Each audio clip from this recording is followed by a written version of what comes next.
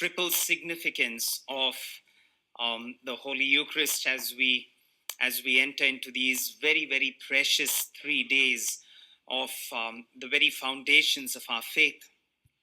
And we do understand the significance of the Holy Eucharist for us and how we are to hold it dear to our heart.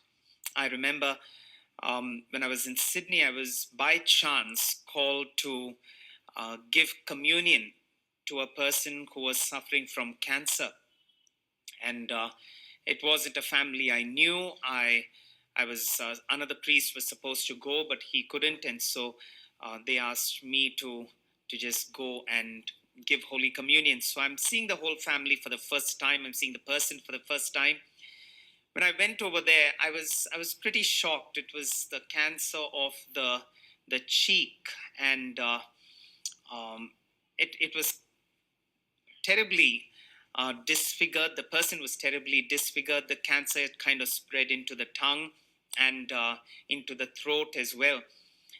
And the person can't eat anything, but the doctors have permitted to have a tiny portion of the Holy Eucharist every day.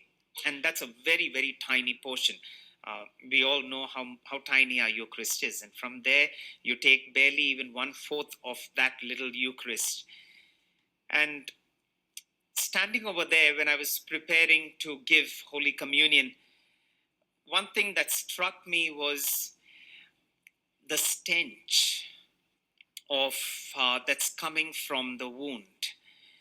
And the fact that this person cannot brush this person's teeth, so they kind of give a wash, but apart from that, they can't do anything else. And it was a terrible, terrible stench. And honestly, even standing over there as a priest, going to give someone Holy Communion, I had to kind of hold myself because I didn't know if I will feel like throwing up. And that was how bad the stench was. But this person could barely smile, but a tiny little glimpse of a smile. And I had to drop the Holy Communion inside because the tongue wouldn't come out. So I have to just drop the Holy Communion inside.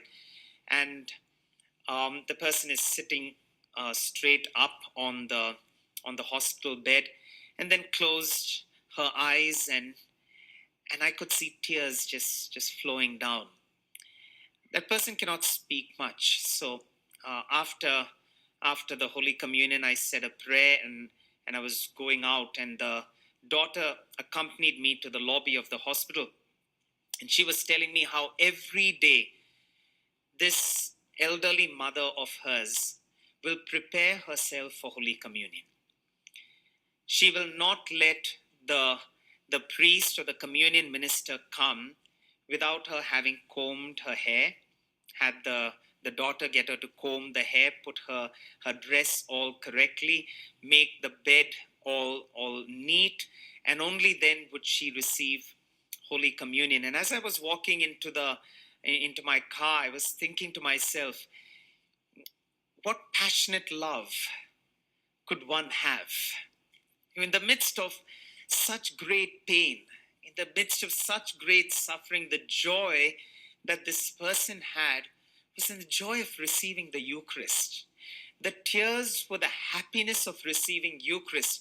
There's so many other things she could have cried about, but for her, the tears was the joy of receiving the Holy Eucharist. It just kind of made me think, what kind of love is this? What kind of love is this? And that's something that we too need to actually think, what kind of love is this? That a person can be so passionately in love with the Holy Eucharist. Saint Gemma is known as one of the saints of the Eucharist. And she was so madly in love with the Lord and the Eucharist that she would use the night as her preparation to receive the Lord in the morning. That is how she lived her whole life. Her night was all about the preparation to receive the Lord in the morning. And that is why she would always say, it is night and I long for the morning when Jesus will possess me and I will possess Jesus. I'm waiting for the time when Jesus will possess me and I will possess Jesus. What love is that? What's the foundation of that love? What is happening to understand that love? Because we also have people who kind of think, I don't know what is there in the Eucharist. I don't feel anything in the Eucharist. I've come, I've celebrated so many Eucharists, I've gone back and I don't feel anything. And we find people walking away from the Catholic Church with trying to understand what is special about the Eucharist. And then you have people who are so passionate about the Eucharist. So what is happening?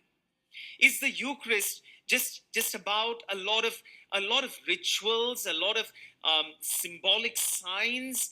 Is that what makes the Eucharist special? Is it the glory of glorious singing? Is the Eucharist about what is being preached and proclaimed? Or is there something deeper in the Eucharist? What is the very foundation? Everything else is the props of the Eucharist. The choir is not the Eucharist. The choir is only helping the Eucharist. The priest preaching is not the Eucharist. The priest is only helping enhance the Eucharist. But there's something essential in the Eucharist that makes it so special. We read in the Gospel of John is when Jesus speaks in depth about the Holy Eucharist. And in there's a statement that Jesus makes when the Jews started kind of bragging about something they've always been very proud about.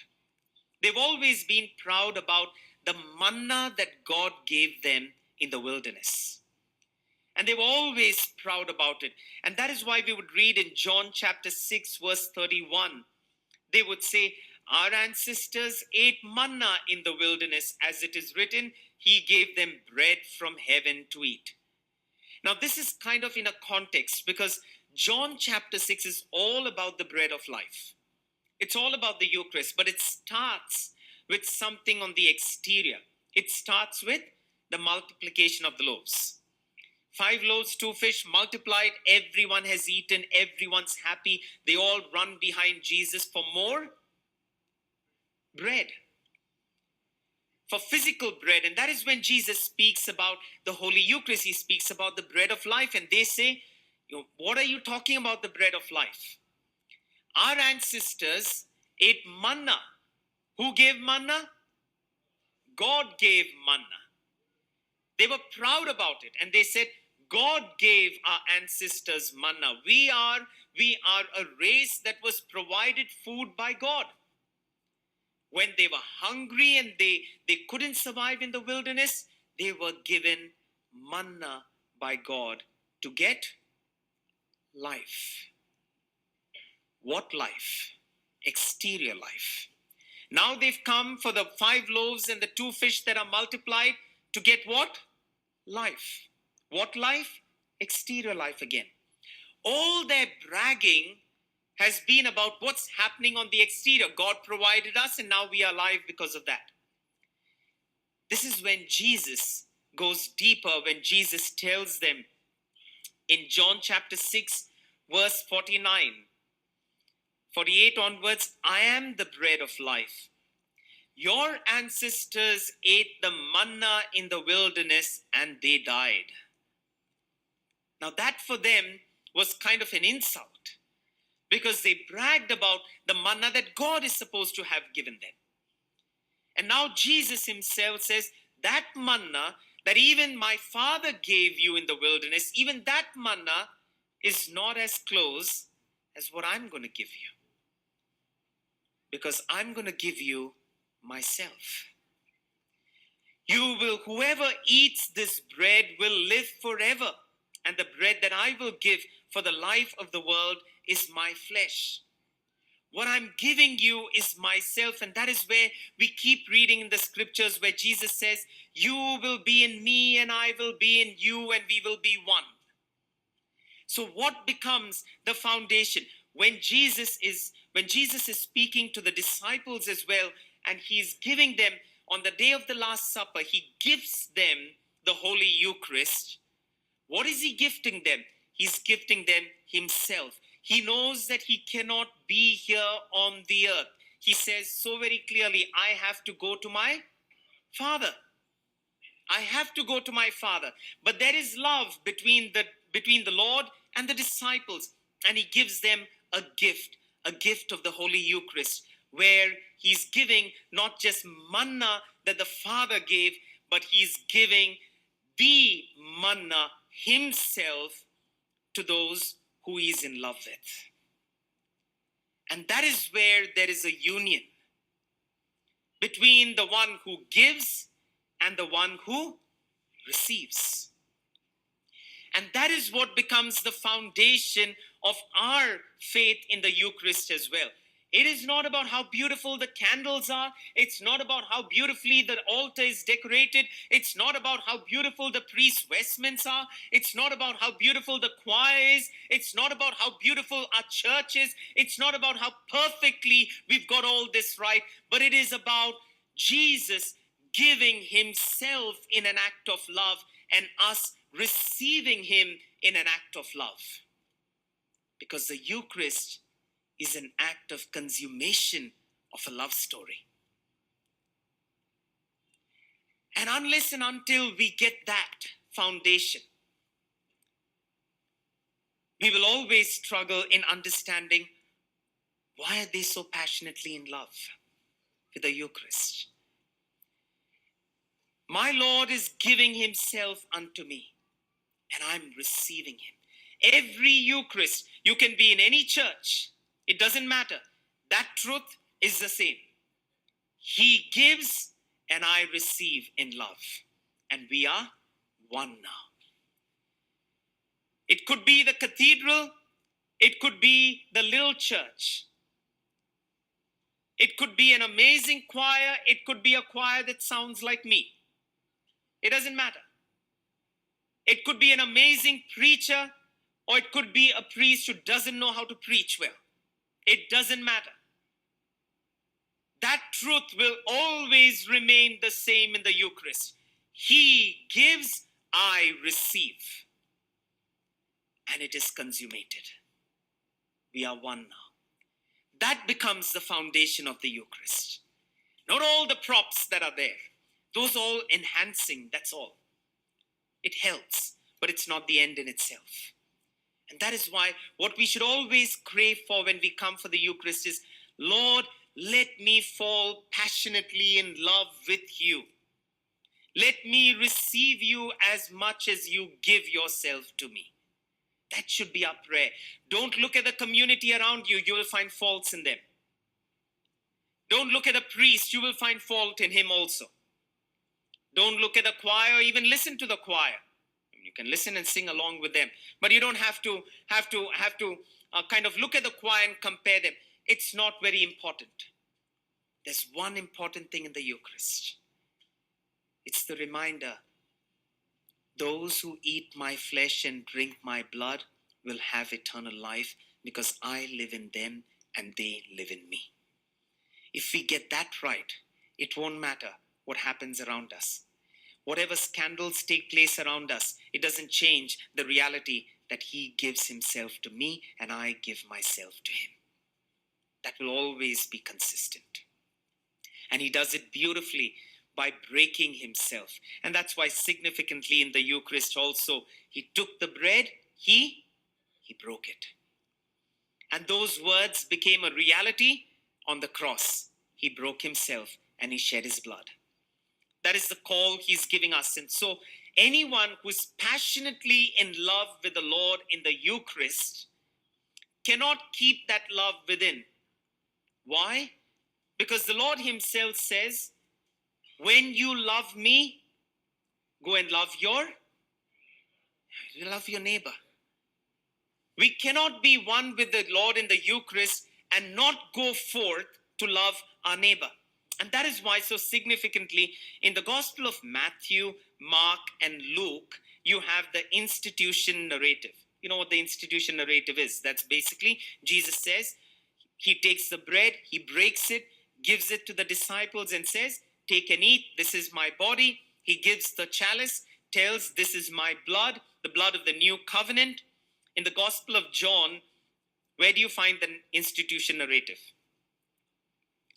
Where do you find the institution narrative in the Gospel of John? John chapter 13. That's today's gospel passage. What was today's gospel passage? What was today's gospel passage? He took the bread, gave thanks, and blessed, gave it to his disciples, and said, very good. None of that was there in the gospel passage today.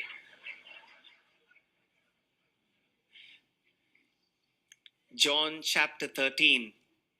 Deacon Mario read. I'm so sorry.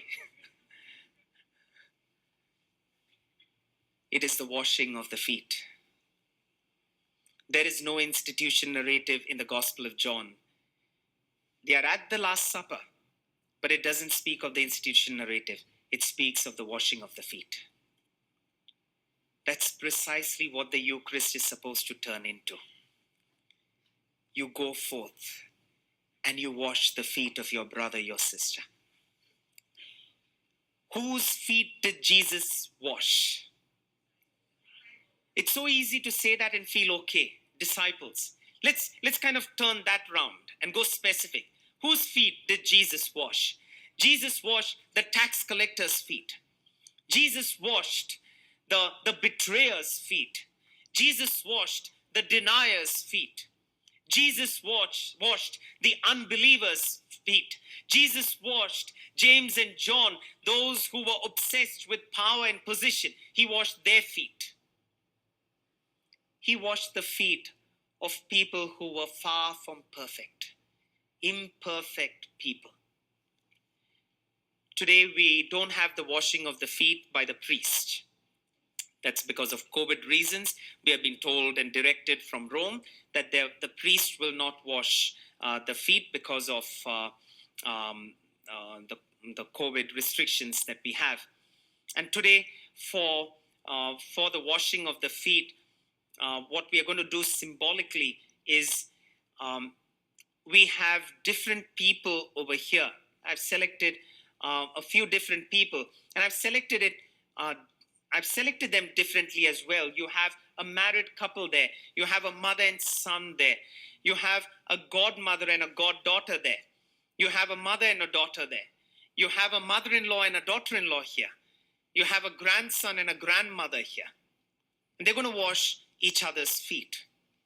And it's a sign, a symbolic sign and an indication to us that we will not always get pretty feet to wash. I've always felt that, when we priests have the washing of the feet, it is always the nice washed feet that come to us. We tell them well in advance, wash your feet and come. And then we do a nominal washing on top of that. But that's fake, because that's not the kind of feet we're going to get to wash. You're going to get the betrayer. You're going to get the denier. What do we end up doing with the betrayer and the denier? What do we end up doing with a person who doesn't appeal to us? We can never think of washing their feet. We walk away. But it's so significant why the feet is washed. Of course, there is a Jewish significance to it. But also, if you are looking at the feet, you will not look anywhere else. You will not look at the face and feel bad. You will not look at what they've done and feel bad. You look at the feet because all you get to see is their feet and the ground. And that is the call that Jesus is giving us. If we cannot wash the feet of those who have offended us, those who will betray us, those who deny us, those who have hurt us, if we cannot wash their feet, something is wrong in the way we celebrate our Eucharist. We are not passionately in love with Him. We have the props and we are finding excitement in it. We are finding excitement in the glory of the exteriors, but we have lost the essence of love. Because anyone who is in love with Him in the Eucharist will go forth and wash everyone's feet. That's the call the Lord is giving us today when we celebrate that. And when we have these people washing the feet of each other, they're all from the same household, and that's why they've been chosen. But when they wash each other's feet, you think of those people whose feet you wouldn't want to wash tonight. the people you wouldn't want to even call up, the people you wouldn't even want to message. They are the ones Jesus is asking you, when are you going to wash their feet? When are you going to wash their feet? And if you tell the Lord, Lord, it's not yet time, I'm not ready, my heart is not ready for it as yet, then I don't think our heart is ready for the Eucharist as well. Because from here flows the washing of the feet. And that's why it's important for us to pray for that grace and that blessing. Not only from you, today we also celebrate the beautiful feast of the institution of the Holy Priesthood. You're supposed to wish me happy feast, Father. Thank you. It's important. You have to wish every priest you know. It is the feast of the Holy Priesthood. It's important. If the Eucharist forms the very foundation of our love story with Jesus, remember how much more you need to be praying for your priests. We gossip a lot about our priests. We speak about how they've gone wrong and how they've made mistakes. Protect your priests with prayer. Protect your priests with prayer, because if you don't protect your priests with prayer, one fine day we will reach a stage where you will not have a daily Eucharist because you don't have a priest. It will be taken away. Protect our priests with prayer. It is important. We people need prayers. We are not almighty. We are just human beings like Peter, James, John, all who fell. And that's pretty much who we are as well. So it's important for you to pray for all your priests. Every day pray for your priests. Not a day should go by. Multiple times in the day. Pray for every priest you know. If the priests are healthy, the church community is healthy. If the church community is healthy, the priest will be healthy. Because the priest will be covered with prayer. If at all you have been hurt, I know today we don't get an opportunity to wash the feet of the disciples. So as a priest, I don't get an opportunity to wash the feet. But I'm also called to be at your feet. If I've hurt you in any way, I'm called to be at your feet. Just as these people will be washing each other's feet, and you're called to wash someone's feet as well who has hurt you, I'm also called to wash your feet if I've hurt you in any way, if I've not been true to you, if I've caused pain, I've caused sadness, or I'm the reason for your tears. I'm called to wash your feet as well. And so we're going to start the washing of the feet. I cannot be washing the feet of the 12 disciples, so I'll be here in this first symbolic act of washing your feet, a symbolic act of washing your feet. And you pray for all priests during that time, after which we will have the washing of the feet by the 12 chosen.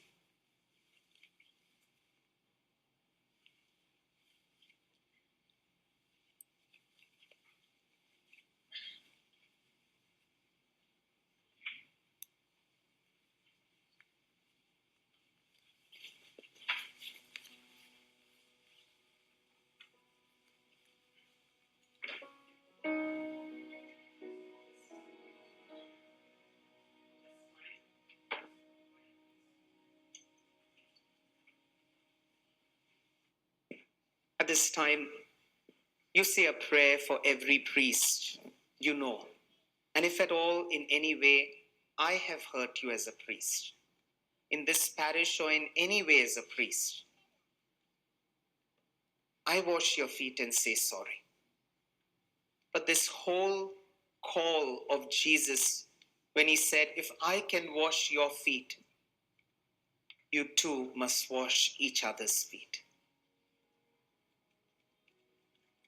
Today, if I have hurt you, if I've not cared enough for you, if I've ignored your needs, if I failed to love, if I've not made an effort to wipe away your tears, or if I've been the cause of your tears, as a priest, I say I'm sorry. Accept my washing of your feet.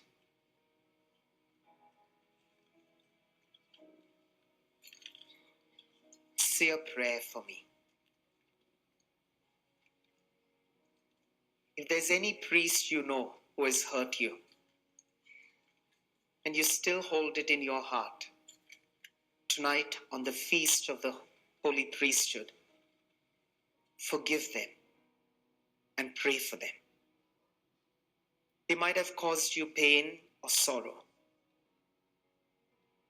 but tell the Lord, Lord, they were only human.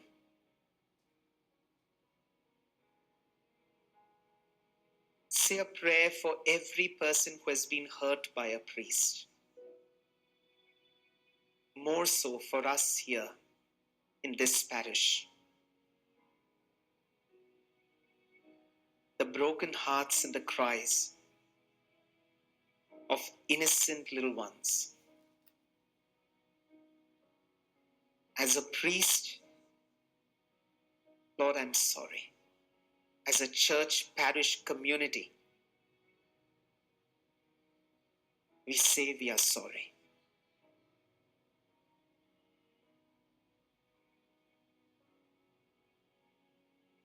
And ask the Lord to bless our parish community with priests, with new vocations.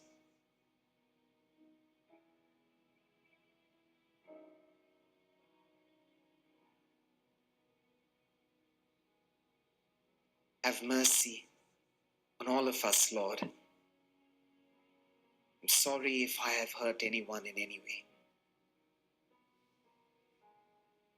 We will now have the selected apostles come forward, the selected representatives from the community come forward.